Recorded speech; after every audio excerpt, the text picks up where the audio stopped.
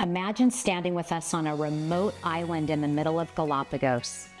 The views around us were like none we had ever seen, and you couldn't see a soul in sight. This is what it was like on our 6-week sabbatical. We're standing on this red, surreal sand.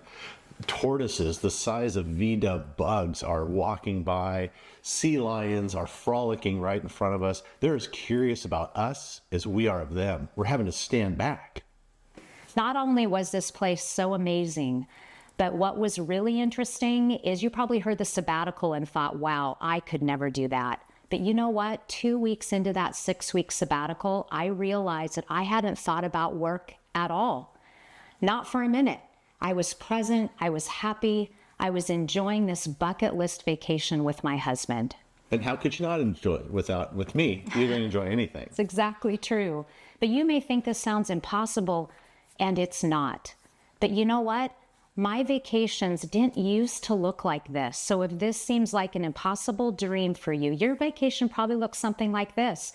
You may think that I'm just going to squeeze in a few days here between projects and meetings because I don't have time to take a real vacation. You may think that, well, while you're on your vacation, you at least have to check into the office at least once a day just to make sure everything's going okay.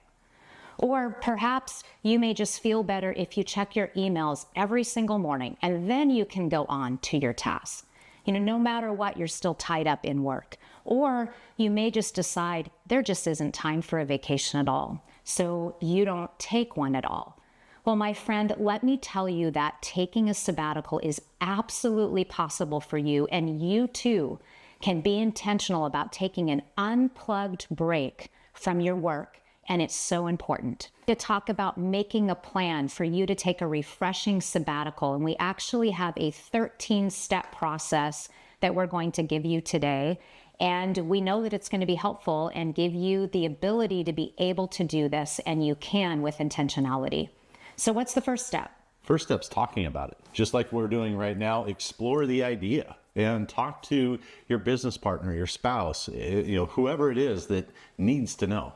Yes, and for purposes of planning this sabbatical, we're going to talk about how you can take a 1-month sabbatical. So for me, when I took my first 1-month sabbatical several years ago now, I actually planned it 6 months in advance. I had a large business at the time, several people, clients I was responsible for, a lot of different responsibilities.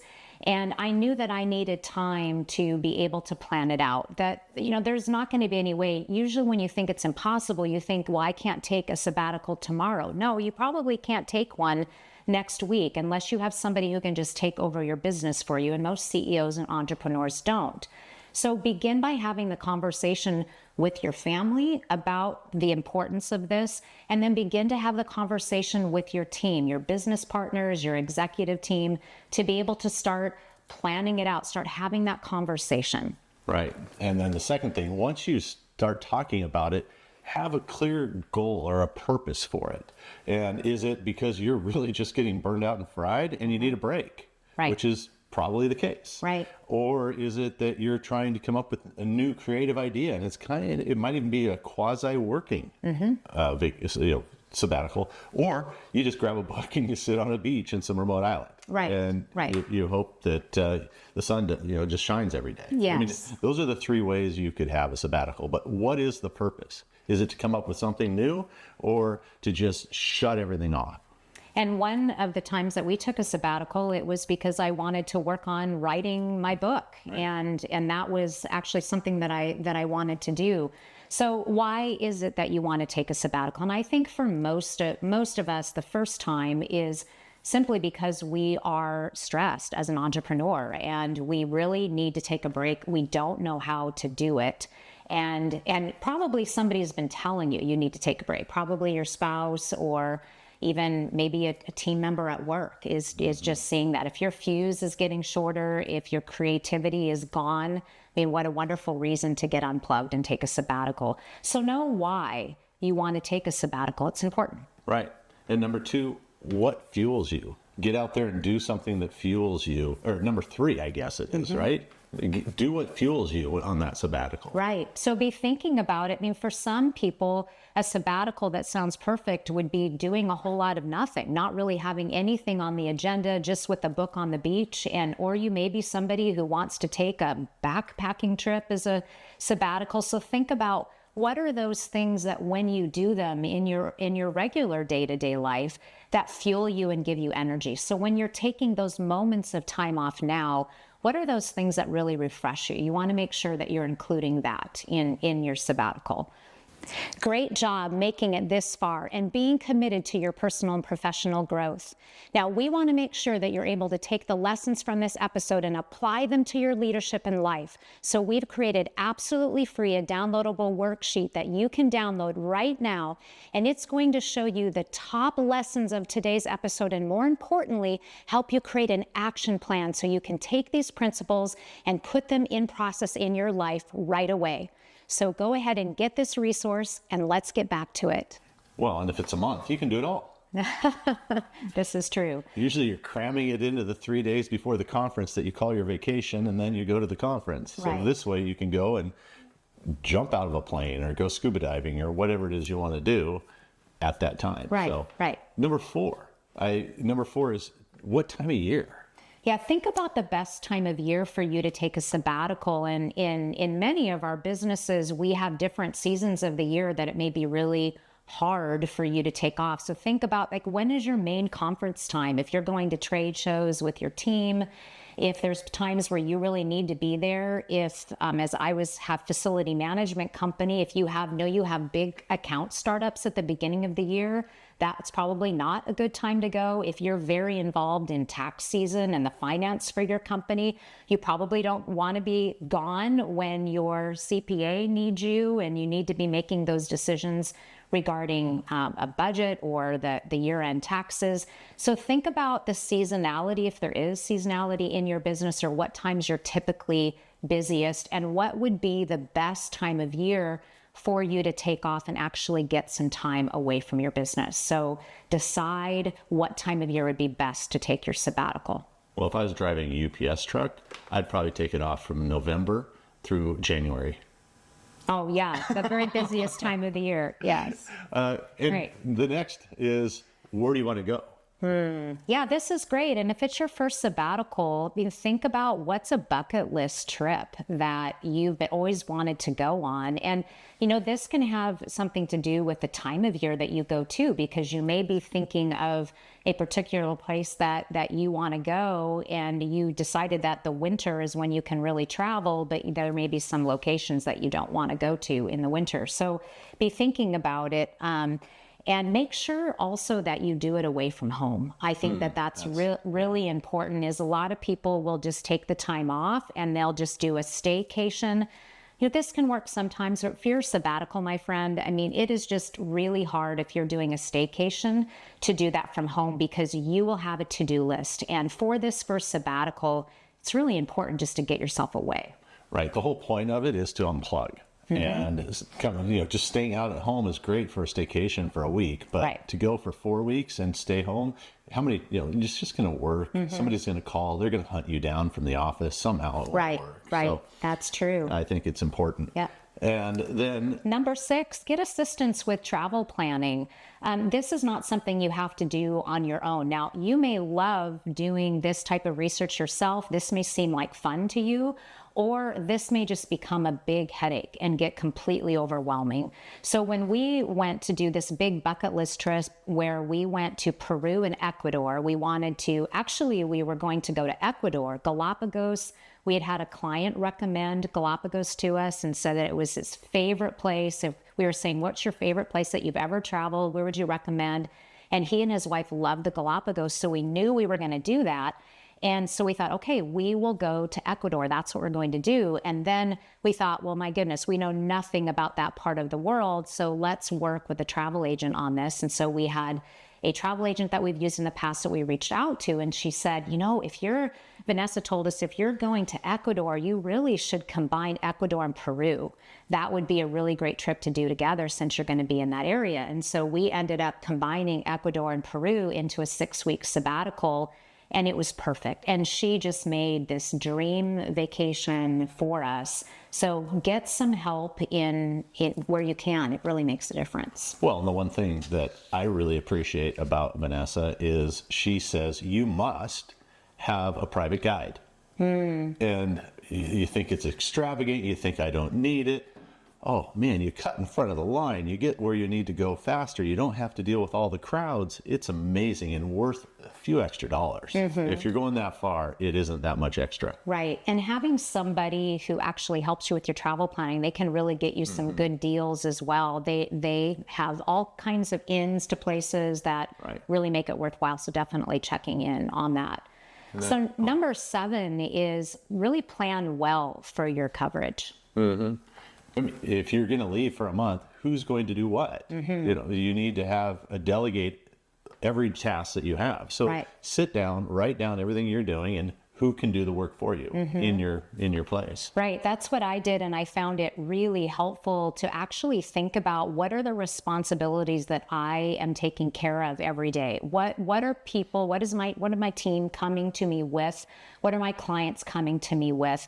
And how can I delegate those tasks? So I actually sat down with my executive assistant to have her help me with this. So if you have an assistant, that's a great place to start because they often know you and your schedule and what you're responsible for more than you do.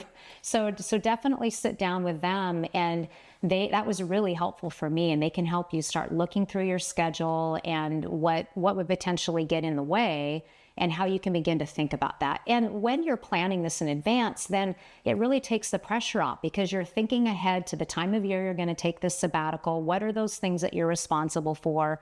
And then who can take care of those? Good. And then, you need to anticipate any problems that might arise. It's one thing to have, so-and-so can do this task, but what happens if? And how do you solve those? No, this is really great. And I think this really open, transparent communication is vital as you're planning the sabbatical. And at first, I felt kind of guilty about bringing this up with my executive team because I'm thinking, who am I that I should be able to go take this time away? That work guilt, that you can't ever take time away from your work because then you're expecting other people to work while you're taking time off. You know what? That is most likely in your head as it was in mine, because when I brought this up, every single person on my executive team was, you absolutely need to do this. We've got you covered, Janelle. This is so important. You're going to get so refreshed. You're going to come back with new ideas. They know that you're the visionary, the person driving the company. And I just had huge support.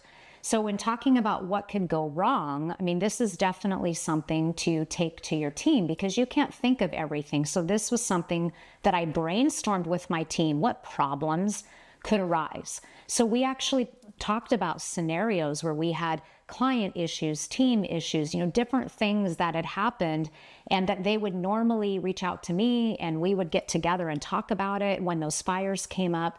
So we actually went through some scenarios of what happened and then what they could do instead if I wasn't available. Which I think is a great process, even if you're not going on a sabbatical. Right. Yeah. Oh, good point. And you alluded to this a second ago, but the next thing you said, or you do, is train your executive assistant, train somebody to kind of guide the process. And if you're not already using an executive assistant, if you don't already have an assistant and you have a business that is a multi-million-dollar business, my friend, we've talked to CEOs who have lots of revenue coming in and they have a big business and they have not hired an assistant to help them. And you really need to look at hiring somebody that can help you. If not an executive assistant, an office assistant, if you have a smaller company. But even as you're starting out, as soon as you have the salary for it, you want to be able to delegate those tasks that you're probably not as good at as your assistant is going to be. If you're the strategic one, if you're the visionary, then those detailed tasks you're not good at anyway. And it would be better for you to have somebody as your right hand who's taking care of those details. So if you don't have an executive assistant or assistant already, really recommend doing this as you prepare for your sabbatical. And if you already have one, then it's time to sit down with them, Train them on the things that you're going to need their help with. If they're not already checking your emails for you, this is something to start right away. This made a huge change in my life. It's a game changer to have your assistant be able to look through your emails for you and be able to know what to do with them and to be able to respond on your behalf. Yeah, I think that that's one of the biggest things that when we're talking to different clients is how many actually don't even know that they have email anymore. I mean, it's shocking. Right. Some of them, they still control it. They hold it close to their vest. But then there are others that haven't checked email in a decade. Right. So it's pretty impressive. And so number 10, you need to communicate, talk about, and tell everyone, hey, I'm taking a sabbatical. Yes. And again, don't let this guilt of taking time off play into effect here. And I know that I talked about this before, but so often as an entrepreneur, we have this work guilt and we just want to keep working. Maybe we don't want to, but we think we have to keep working longer and harder. And it's some type of an award of how many hours that we put in a work week, and showing our team that we're the first person there in the office in the morning, we're the last person to leave, and we're checking and responding to emails on evenings and weekends. My friend, this is not the way to be working. This is not the way to be at your best, and it's not setting a good example for your team. So have the transparent communication that you're going to be taking this sabbatical, and then tell people about it. And I will admit, when I took my first sabbatical several years ago, I was nervous to reach out to my most important clients and to let them know that I was going to take a month off, that I was going to take a month sabbatical. But you know what? I did not get any pushback from it. Instead, people were like, wow, that's amazing. Good for you. I didn't have any pushback from it. And if I had, and if you do, that's okay. Because this is about you making this decision for you to be a better version of yourself. And my friend, if you're not unplugging, if you're not taking time to rest and rejuvenate, then you're not bringing your best to your business. So communicate that you're taking a sabbatical, communicate it with your team, which we talked about early on. Then as you're getting closer to that date, be talking about it with your clients that you're going to be gone for this period of time, for this month, and then who they can be talking to instead. What I started to do is on some of those client relationships where I was the main person, I started bringing somebody along with me to those client meetings. I introduced them not the day before I was going to leave, but months before I was going to leave, so they could start to feel comfortable with it. And you know what? We're not as important as we may think we are. Your clients just need to be taken care of. They want to be taken care of. They want to be listened to. They want to be responded to quickly. So if you're hiring right, you have people on your team who are willing to step up and step forward and take that place. Good. And along with that, do an out of office and make it a real one. Not, hey, I'm not out or I'm not available, but hey, look, I'm out for 30 days and here's what I'm doing. Right. And this for number 11, set out that out of office reply. And just saying that you're out of the office and who they need to respond to. Again, as long as somebody knows that if they need help, they have a person. Don't just say, call the head office and have a number there. That's not personal. And people who are responding or reaching out to you personally, you want them to have a person to reach out to. So if it's your executive assistant, put their name in there and their contact information. If it's another manager on your team, you can do that. I have some clients who will put a number of people. They'll say, if this is a finance issue, talk to this person. If this is a client question, talk to this person, and then everything else can go through the executive assistant. So decide how you want to set that up. Now, one thing that I did that was really helpful for me the first time around is I knew that if I saw that there were emails going into my inbox, that I would be tempted to look at them. Because let's face it, we have our phones with us. We're going to be using them. And even though we may have logged out of it, we could log back in. We could get curious about it. So one thing that I did that was super helpful is I had our IT person actually set up a sabbatical inbox. So all of my emails didn't go into my inbox. They went to a place where I couldn't retrieve them. It was the sabbatical inbox. And I chose my executive assistant and a couple other people had access to that box to be able to take a look at. And then my executive assistant went through every email every day and was able to check those, but I didn't have access to them. And then we also created a sort box. So I love to read different articles. I have different publications I look forward to reading each month as they come through. There's certain type of emails I want to be sure to have sorted in a certain way. So think about those things that you know you're going to want to keep. And I had her actually set up a to read box because I knew that I would have some articles and things I wanted her to keep. So she organized it all for me while I was away. And then I didn't have the access to it so that I wouldn't be tempted. Highly recommend. I think that number 12 is like a mic drop. I mean, the fact that you have a separate email box that everything's going into, somebody's sorting them, putting them in a certain order. Who does that? I mean, that's incredible because you have your phone. You're going to take pictures of the beautiful restaurant meal that you just had, right, or a turtle on the side of the road. I mean, something is it's going to be there. So if you can't even get to it, right. Beautiful. Yeah. And I'll say that this is a lesson learned for me because I thought you're going to think, oh, I'm so ready to take this unplugged vacation. I've got everything set up. Oh, my friend, it's so hard to unplug. And you know this. And I thought even with everything all set up, it was really hard to unplug. I mean, I actually, in those first years, I had to put my phone, lock it in the safe so that I wouldn't log into my emails and check it out. And then I learned about this sabbatical inbox and a couple times in, and wow, it was a game changer. Yeah. And so the last one is, I mean, you are twitching because you're thinking, I can't do this right now. You are twitching. I twitched. I get it. Yeah. Yeah. So you're going through it and you're going, I can't do any of this. Guess what? The last thing, the 13th thing is do a test run, practice. Right. Exactly. You know what? If you have not taken any unplugged vacation, and let me tell you what that looks like. So you may think, and I had this with my mastermind group when I brought up this question, I said, how many of you in the last year have taken at least a week's vacation? And every single one of them raised their hands.